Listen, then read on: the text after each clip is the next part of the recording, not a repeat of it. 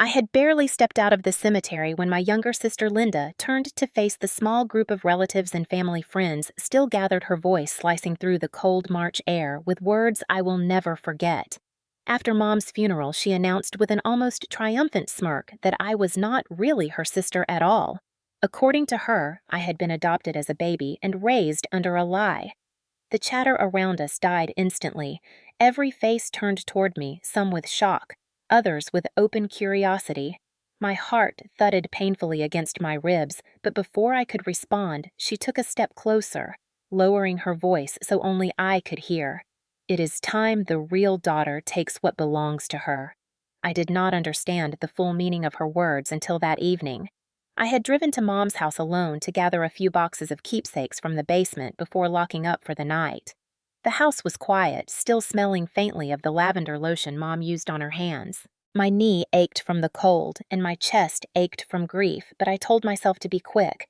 I had just reached the last step down into the basement when Linda appeared at the top of the stairs. She did not speak. She just stared with a look I could not read.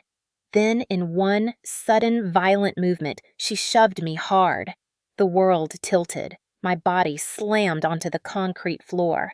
Pain, like white fire, exploded in my right leg, and I heard the sickening crack before I could even scream. She came down just far enough to grab the keys from my pocket, then backed up and pulled the heavy basement door shut.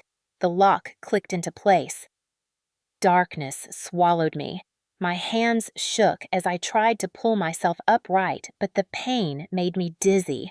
Somewhere above, I heard her footsteps retreating and the front door closing. I was trapped, injured, and utterly alone in my own mother's house on the very day we buried her.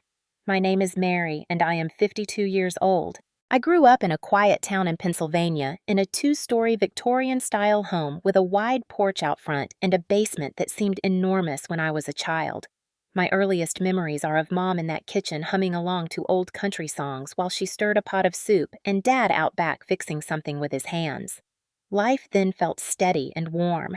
My relationship with Mom was the center of my world. She was practical, yet deeply affectionate, the sort of mother who remembered my favorite books and always had a cup of tea ready after school.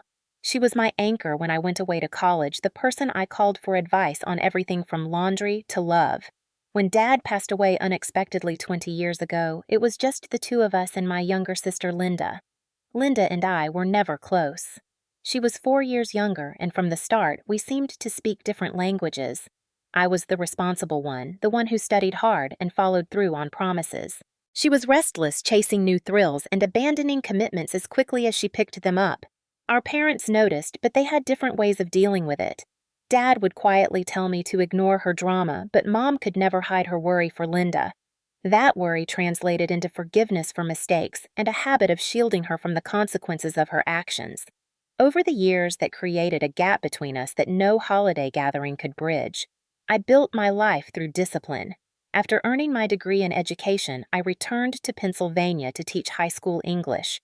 I married young, raised my son Jake, and when my marriage ended after 15 years, I picked myself up and kept moving. Teaching and motherhood filled my days. Mom was my steady companion through it all, the one person whose pride in me never wavered. Linda's path was different. She drifted from job to job, boyfriend to boyfriend, always with a story about how someone else had wronged her. She borrowed money often, sometimes from me, sometimes from Mom, and repayment was rare. When she did appear at family events, she made a point of comparing herself to me in ways that always left the air tense. She would joke about my boring life or make backhanded compliments about how nice it must be to have a steady paycheck. I learned to let those comments slide because confronting her only led to scenes Mom hated. In recent years, as Mom's health began to decline, I became her primary support. I managed her appointments, medications, and meals. We spent long afternoons in her living room talking about her childhood and the recipes her mother used to make. Linda's visits were sporadic and often short. She would breeze in with a new hairstyle or a story about a man she was dating, complain about her bills, and leave with something from the house she claimed Mom had promised her. Mom never contradicted her in front of me, but sometimes later she would sigh and shake her head. I told myself it was not worth the fight. After all, she was my only sister. I thought we were managing in our own strained way. I could not have imagined then that her resentment had been building into something far more dangerous than sibling rivalry. Before Mom's final illness, my life had a steady rhythm that I had come to value more with each passing year. I was a teacher at the local high school where I had worked for over 2 decades, known for my patience with students who struggled and for insisting on good writing from all of them. My classroom was lined with books I had collected from thrift stores and donations, and on the bulletin board, I kept a rotating display of student essays that had improved the most each semester. Outside of work, I lived alone in a modest but well-kept 2-bedroom home on the other side of town. My son Jake was grown and living in Boston working as a software engineer, but we spoke on the phone several times a week. On long weekends, he would sometimes make the drive down and we would cook dinner together or go for walks in the park where I had taken him as a boy. My circle of friends was small but solid, mostly other teachers or neighbors I had known for years. We had a standing arrangement to meet for coffee on Saturday mornings at the little cafe on Main Street, and those hours were filled with easy conversation and laughter. When Mom's health began to falter 2 years ago, I rearranged my schedule to be there for her more often. I took unpaid leave when needed, sometimes missing the start of the school year or leaving early for medical appointments.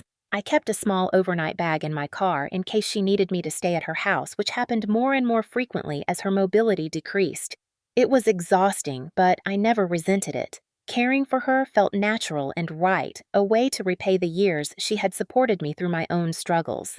Linda's role during this time was minimal. She would drop by occasionally often without notice and spend more time talking about her own problems than asking about Mom's condition. She made comments about how lucky I was to have a flexible job that allowed me to be with Mom so much, ignoring the financial strain my reduced hours caused. On rare occasions when we were all three together, the tension was palpable. I tried to smooth it over for Mom's sake, but I could feel Linda watching me, measuring me, as if every moment was part of some unspoken contest. Still, I believed we had reached a fragile truce, one held together by the mutual love for our mother. I invested in small joys to keep myself balanced, like tending the flower beds in Mom's yard or baking her favorite lemon bars when she had a better appetite. Those simple rituals helped me cope with the slow erosion of her strength. Even in her final weeks, I never suspected that Linda's resentment had curdled into something cruel, something that would turn the day of Mom's funeral into the most dangerous moment of my life. Linda had always been the unpredictable element in our family. Even when we were children, she seemed to thrive on chaos. Where I would spend weekends buried in books or helping Mom in the kitchen, she would disappear with friends and come home late with wild stories she would share at the dinner table just to shock our parents. Mom often tried to frame her behavior as spiritedness, saying Linda just had a different way of looking at life. But I knew even then that much of it was selfishness and disregard for anyone else's feelings. When we became adults, the pattern only deepened. She worked a string of short-term jobs ranging from retail to waitressing to a brief stint at a call center, never staying anywhere long enough to build stability. She rented small apartments she could barely afford, sometimes moving in with boyfriends within weeks of meeting them, and every time a relationship ended, she would appear at Mom's or my doorstep with bags of clothes and a litany of complaints about how she had been mistreated. I helped her more than once, letting her stay in my spare room for a few weeks or lending her money to cover rent until she found another job, but those favors were rarely acknowledged and never repaid. She had a knack for twisting situations to her advantage. If she wanted something from Mom, she would arrive with flowers or groceries, play the part of the attentive daughter, then leave with a piece of jewelry or a household item she claimed Mom had offered her. When I confronted her about it, she would act wounded, insisting I was overreacting or that I was jealous because Mom trusted her more. There were more serious incidents, too. Once 5 years ago, she took out a store credit card in Mom's name without permission and racked up over $2,000 in charges. Mom was furious, but ultimately refused to press charges, choosing instead to quietly pay off the debt to avoid public embarrassment. I remember arguing with her about it, saying that protecting Linda from consequences was only encouraging her to cross bigger lines, but Mom wouldn't hear it. "You don't turn your back on family," she said, as if that explained everything. In the months before Mom's health declined sharply, Linda's visits became even less frequent. When she did come, she often left with something of value. Once it was an antique vase from the dining room, another time a set of silver spoons that had been in the family for generations. I started keeping a mental inventory of what was in the house, dreading the day I would notice something important missing. My relationship with Linda had eroded into civil but cold exchanges, each of us polite only for Mom's sake. What I didn't realize was that her jealousy of my stability and her belief that Mom favored me had hardened into something darker. Looking back, I can see signs I missed the lingering looks when Mom complimented me the way she would change the subject if anyone praised my work at the school, the sharpness in her tone if Mom asked me for help with something instead of her. I thought it was petty rivalry, nothing more. I underestimated her capacity for vindictiveness. When the end came for Mom and the house and its modest contents became part of the estate, Linda must have seen it as her final opportunity to take what she believed she was owed. What I did not yet know on the morning of Mom's funeral was just how far she was willing to go to get it, or how much pain, both emotional and physical, she was ready to inflict to make her point. Mom's final weeks were a blur of hospital visits and restless nights in the recliner beside her bed. The cancer had spread faster than anyone expected, and by the time the doctors admitted there was nothing more they could do, she was too weak to leave the house. I arranged for hospice care and took leave from school so I could be with her every hour.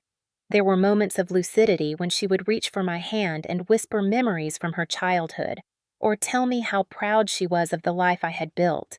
Those moments were bittersweet gifts, and I held on to them even as I watched her fade. Linda's presence during this time was minimal. She claimed her work schedule was impossible to change, though I knew she was between jobs again. She appeared twice in the last month, both visits short and awkward, each ending with her leaving in a rush after receiving a phone call she insisted was urgent. Mom never complained about her absence, but I could see the disappointment in her eyes when she asked if Linda had called, and I had to shake my head. On the morning she passed, the house was quiet except for the hum of the oxygen machine. I had stepped into the kitchen to make tea when I heard her breathing change. By the time I reached her side, she was gone, her face peaceful as if she had simply drifted into sleep. I sat there holding her hand for a long time before calling Jake, then the hospice nurse, then the funeral home. The days that followed were consumed by arrangements and condolences. Jake arrived 2 days later, his presence a comfort amid the steady stream of visitors and phone calls. Linda called that evening, her voice flat, saying she would be at the service but had things to handle first. On the day of the funeral, the air was cold and damp, the sky the same dull gray as the granite headstones. Friends and family gathered in a small circle around the grave, the minister's words blending with the distant sound of traffic. I kept my eyes on the casket, focusing on the final prayers, trying to keep my composure. When it was over, people stepped forward to offer hugs and quiet words. I was still processing it all when Linda's voice rang out with her stunning claim. The timing was cruel, calculated to wound at the deepest moment of grief. I remember the hush that fell over the group, the way my knees seemed to weaken under me, and the cold certainty that nothing about this day would end the way I had thought when I woke that morning. After the last guests had left the cemetery, I drove to Mom's house alone. I told myself I would just gather a few boxes of her belongings from the basement, things I wanted to keep safe before the estate paperwork began. The house felt hollow without her. The air still carried the faint scent of her lavender lotion, and there were teacups on the kitchen counter from the last afternoon we sat together. I moved quietly through the rooms, pausing now and then to rest my hand on a piece of furniture we had polished together or a framed photo on the wall. The basement door creaked as I opened it, and I flicked on the light starting down the narrow steps. The basement had always been a little chilly, but that night it felt colder, the concrete floor holding the damp from the recent rain. I reached the bottom and began sorting through a box of holiday decorations when I heard footsteps behind me. Turning, I saw Linda at the top of the stairs. She didn't greet me or ask what I was doing. Her face was unreadable, her eyes dark and fixed on me. I asked her if she needed something, but she didn't answer. Instead, she came down one step, then another, her gaze never leaving mine. Then, without a word, she lunged forward and shoved me hard. My foot missed the step, and I tumbled down the impact, jolting through my body until I hit the floor with a crack that made my stomach drop. Pain surged white-hot through my right leg, and I knew instantly it was broken. I cried out, trying to push myself up, but she was already beside me, her hand darting into my pocket to snatch the keys. The look on her face was one I had never seen before, a mix of triumph and cold dismissal. She backed away, climbed the stairs, and slammed the basement door. I heard the key turn in the lock. Darkness settled around me when she switched off the light. I shouted her name, but the only response was the sound of the front door opening and closing. The quiet that followed was deafening. I was trapped injured and completely at her mercy in the one place that had always felt like a refuge. The day that had begun with burying my mother had ended with me locked in the basement by my own sister, my leg throbbing in agony, wondering if anyone would find me before it was too late. I do not know how long I lay on that cold basement floor before the sound of my own ragged breathing was joined by a faint tapping from above. At first, I thought I was imagining it until I heard a muffled voice calling my name. It was Mrs. Parker Mom's next-door neighbor, an older woman with sharp eyes who often kept watch on the street from her front porch. She had seen Linda leave in a hurry and knew I had gone into the house earlier. When I did not answer the phone, she tried the front door, found it locked, and followed the sound of my shouting. She called 911. Minutes later, the basement door burst open and 2 paramedics were beside me. Their questions blurred together as they stabilized my leg and strapped me to a stretcher. The police officer who accompanied them took a quick statement as they loaded me into the ambulance. I told him exactly what had happened. He frowned and said they would speak to Linda immediately. At the hospital, the X-rays confirmed a compound fracture that would require surgery. As I lay in the sterile brightness of the ER pain radiating through me, the officer returned with news that made my stomach knot. Linda claimed I had been drinking after the funeral and slipped down the stairs on my own. She denied locking the basement door or taking my keys. Without direct proof, it was her word against mine. That was when I decided I would not let this go. I contacted Mr. Carter, a local attorney who had handled a property dispute for me years earlier. He listened carefully as I recounted the events from the funeral to the basement. His expression darkened when I described the look on Linda's face and the sound of the lock clicking into place. "We need evidence," he said. "Something concrete that proves both the assault and her intent." From my hospital bed, I began making calls. Mrs. Parker agreed to give a statement about seeing Linda leave and hearing me shouting. Mr. Carter arranged to get security footage from her porch camera, which showed Linda exiting the house less than a minute after I fell, holding my keys. We also discovered that a motion sensor light on the side of Mom's house had been triggered at the same time, further corroborating the timeline. While recovering from surgery, I combed through old text messages and voicemails. I found several in which Linda had threatened to make sure I got nothing from Mom's estate, and one where she implied she could have me out of the picture if I kept hogging Mom's attention. Mr. Carter advised me to file a police report with all of this information. The responding detective took detailed notes and added the new evidence to the case file. Meanwhile, we began reviewing Mom's will, which clearly named me as sole beneficiary of the house and its contents. This gave Linda a clear financial motive. I also spoke with a former boyfriend of hers who confirmed that Linda had bragged about getting the house once Mom was gone, though he claimed he thought she was joking at the time. Piece by piece, we were building a case that showed not just the assault, but a pattern of resentment and entitlement that stretched back years. It was exhausting balancing physical recovery with the emotional toll of facing what my own sister had done. But every time I felt the urge to let it slide, I remembered lying in that basement, the cold seeping into my bones, the pain screaming through my leg, and the knowledge that she had left me there on purpose. That memory hardened my resolve. I would see this through no matter how long it took, because letting her get away with it would mean accepting that cruelty without consequence was just part of family life, and I was done believing that. 2 weeks after the surgery, I was able to move around on crutches, the pain still a constant but manageable presence. Mr. Carter called to say he had arranged a meeting at his office with Linda, the detective assigned to the case, and myself. It was a chance to put everything on the table to see if she would finally admit what she had done. I agreed immediately. The morning of the meeting, I dressed carefully, choosing a plain sweater and slacks, wanting to project calm authority rather than anger. Jake insisted on driving me, and when we arrived, Mr. Carter was already waiting in the lobby. Inside the conference room, Linda sat with her arms crossed, looking bored. The detective sat beside her, a legal pad open in front of him. Mr.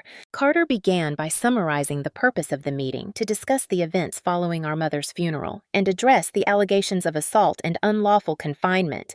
Linda rolled her eyes. I told you she fell. That's all there is to it. Mr. Carter didn't react.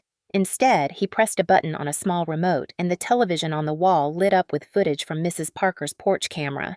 We all watched as Linda appeared exiting Mom's house quickly with something in her hand.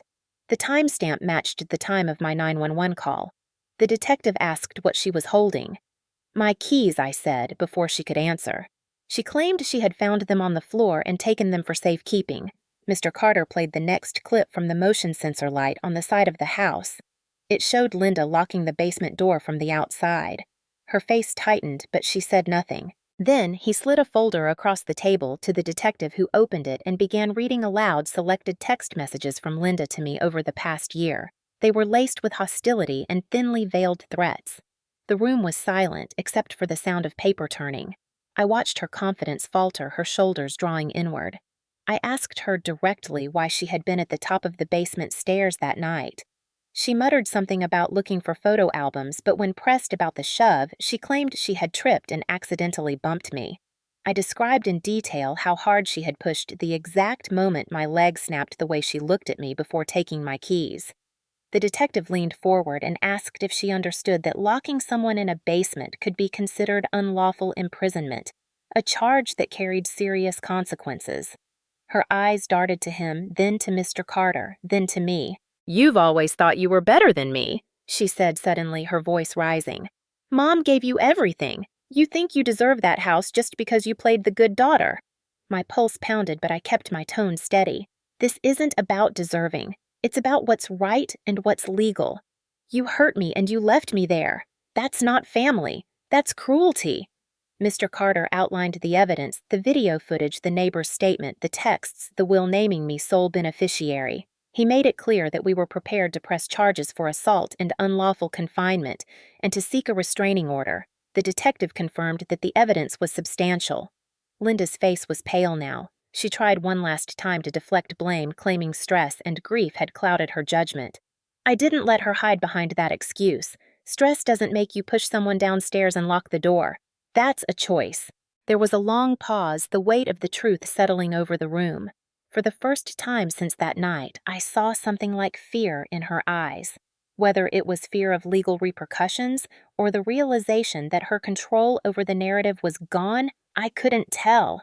But I knew then that this was the turning point. She could no longer pretend she held the power in our family's story. That power had shifted, and it was not going back. When the detective stepped out to take a call, Mr. Carter leaned forward and asked me quietly how I wanted to proceed. The evidence was more than enough to take this to court, and he assured me we could win both a criminal conviction and civil damages. I thought about it for a long moment, the memory of the fall, the pain, the humiliation still sharp in my mind. I also thought about the months of legal proceedings, the public airing of every detail, and the way Mom had always clung to the idea that family, no matter how flawed, should not be completely destroyed. I told Mr. Carter that I wanted Linda held accountable, but I also wanted this resolved quickly and with boundaries that would protect me from ever being in this position again. When the detective returned, I laid out my terms. Linda would make a full written and verbal confession to both the assault and the false claims she had made at the funeral. She would sign a legal agreement prepared by Mr. Carter that included a restraining order prohibiting her from coming within 200 yards of me, my home, or Mom's house. She would return any property she had taken from Mom's house over the past year. She would also agree to 6 months of court-mandated therapy and financial counseling, and she would secure stable employment within that period. Any violation of these terms would result in me moving forward with criminal charges without further warning. Linda stared at me, her jaw tight. "You're trying to ruin my life," she said. I met her eyes and kept my voice even. "No, I'm giving you one last chance to change it. This is more mercy than you showed me." Mr. Carter added that the agreement would be enforceable in court, and the detective confirmed that if she refused, the case would proceed immediately to charges.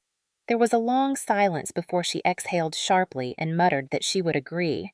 I insisted the confession happen in front of our extended family to undo some of the damage she had done to my reputation. Her expression flickered at that, but she nodded. Good, I said. Then we can end this and never have to speak again unless it's absolutely necessary. In that moment, I felt the balance of control settle fully in my favor, not through revenge, but through setting boundaries so clear they could not be twisted. It was the kind of line Mom had never drawn with her, and I understood now that it was the only way to make sure Linda could not hurt me again.